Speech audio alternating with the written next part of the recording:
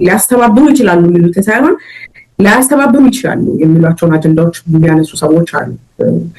ትግራይና አማራማ እንዴት ብሎ ይሰራሉ?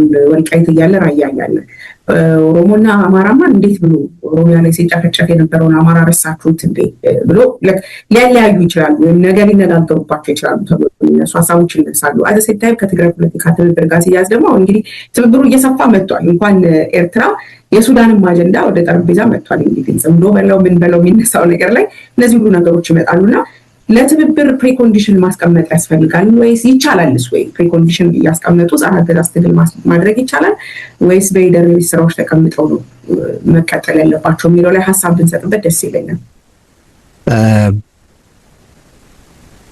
ተመልክቻለሁ፣ እኔም ያልሻቸውን ነገሮች ተመልክቻለሁ፣ አንብቤያለሁ። በጣም የሚያስገርመኝ ነገር ነው። ሁለት ነገር ልጥቀስ። አንደኛ እነዛ አሁን ከገሌ ጋር መስራት አይገባም ከገሌ ጋር መስራት አይገባም የሚሉ ሰዎች አንደኛ በሚሉት እንቆምለታለን ወይ ለመብቱ እንቆረቆርለታለን በሚሉት ህዝብ ላይ የህልውና አደጋ እንዳለ ያልተቀበሉ ናቸው። ሁለተኛ ሌሎቹ ከሚመጡ አገዛዙ ቢቀጥል ይሻላል ብለው የወሰኑ ናቸው። በነገራችን ሁለት ኃይሎች ናቸው በኢትዮጵያ ውስጥ ያሉት። በዚህ በኩል በብልጽግና በኩል ጽምዶ የፈጠረው አካል አለ፣ በዚህ ነው እሱን ለመገዳደር መተባበር ይፈልጋሉ። ከነዚህ ሁለት ኃይሎች ውጪ የኢትዮጵያን መጻኢ ዕጣ ሊወስን የሚችል ኃይል እንግዲህ በተጨባጭ መሬት ላይ የለም። በትብብር ውስጥ እንደምትሳተፈውንም ነግረኛል። ባለፈውም በኮንፈረንሳችሁ ተገኝቼ ነበር። እንደገና ደግሞ ሰሞኑን አንድ ማስታወቂያ ይቻለው ነፃ ትግራይ የሚል የአንተም ስም ያለበትና ሁለቱ ሀሳብ አይጋጭም አብሮ ለማስኬድ? አይጋጭም። ያው ቅድም እንዳልኩሽ ነው። አሁን እኔ ኢትዮጵያዊ ነኝ። በኢትዮጵያ የተበላሸ ስርዓት አለ፣ ግን ደግሞ ትግራዋይ ነኝ። ያነሳሁት ጥያቄ እኔ ነኝ፣ ከመስራቾቹም አመራሩም እኔ ነኝ። አሁን ሀገረ ትግራይ የሚለው ግን ሀገረ ትግራይ ምን ማለት ነው?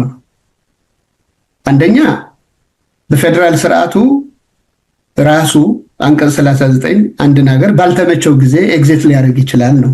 በኢትዮጵያ አሁን ባለው ህገ መንግስት ውስጥ አንቀጽ 39 ባልተመቸ ጊዜ ይሄን ጥያቄ ማንሳት ይቻላል ከተባለ የትግራይ ህዝብ ያልተመቸው ጊዜ ከዚህ በላይ ምን አለ?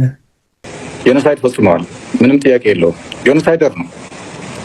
ፋኖም በተመሳሳይ መልኩ ጄኖሳይደር ነው። እዛ የተሳተፉትን በህግ መጠየቅ አለባቸው፣ ምንም ጥያቄ የለውም።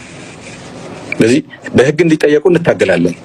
ብልጽግና ታገላለሁ ካለ ሻዕቢያ፣ ብልጽግና ታገላለሁ ካለ ፋኖ ወይም ሌላ አካል አትታገልም። ብቻ ነው የምታገለው፣ ግን አለም ደንቆራ አይደለም። ፋኖ ሰለሞን ወልደ ገሪማም ሰዎች ስጋታቸውን እየገለጹ ነው። የብልጽግና ስጋት ይገባናል። ለምን በዚህ ደረጃ ከፍተኛ ትኩረት ሰጥቶ በየለቱ በቴሌቪዥን ጀነራሎቹ አልቀሩ የፖለቲካ አመራሮቹ ይወጡ ስጋታቸውን በስፋት እየገለጹ ይገኛሉ። ያ ይገባናል። ነገር ግን አንዳንዶች ደግሞ ጉዳዩን በጥልቀት የሚመረምሩ ትላንት የተፈጠሩ የታሪክ ጠባሳዎች፣ ትላንት የተፈጠሩ ክህደቶች፣ ትላንት የተፈጠሩ ጉዳቶችን በማሰብና በማስላት እንዲህ አይነቱ ጥምረት የበለጠ ጉዳት ሊያመጣ ይችላል የሚል በቅንነት ስጋታቸውን የሚያነሱ ወገኖች አሉ። እንደው እነዚህን እንዴት ታያቸዋል? በእርግጥ አንዳንዱ ነገር ትላንት ከተፈጠረው ጠባሳ አንፃር ኢትዮጵያ ላይ እየመጣ ካለው አደጋ አንፃር አሁን ይተባበራሉ ከሚባሉ ኃይሎች መካከል ስማቸው ባሉታዊ የሚጠቀሱ አካላት አሉ። እነዚህ አካላት የኢትዮጵያ አዳኝ ሆነው ሲመጡ ይህንን እንዴት እንመነው ብለው ጉዳዩን በጥርጣሬ ከመመልከትም ባሻገር የሚቃወሙ ወገኖች አሉ። እዚህ ላይ እንደው አስተያየት ምንድን ነው? ትክክለኛ ጤነኝነት የተሞላው ጥያቄ ነው። ይህን አይነት ጥያቄ በሁለት ሰዎች ይነሳል ብዬ ሁሌ ያምናለሁ። አንደኛው ትክክለኛ የትላንትና ስጋቱ አለመተማመን አይቶ ዛሬስ በምን መልኩ የሚል ጤነኝነት ጥያቄ የሚያነሳ ነው። ሁለተኛ አይናፋር የብልጽግና ደጋፊዎች አሉ። እኔ እኮ አማራ ነኝ ይላል፣ ነገር ግን ብልጽግና አገዛዙ እንዲቀጥል የሚፈልግ እንዴት ከህወሓት ጋር ትሰራለህ? እንዴት ወልቃይትና ራያ ስለመጀመሪያ ስለ ደራ ስለ ወልቃይት ስለ ራያ ቤኒሻንጉል አካባቢ ወይ ሸዋ ላይ ያሉ መሬቶች ስለነዛ መጀመሪያ ጨርስ ብሎ የትግራይ አቅጣጫ ራሱ ቀይሶ እንዲነግርም ይፈልግ አለ። ዛሬ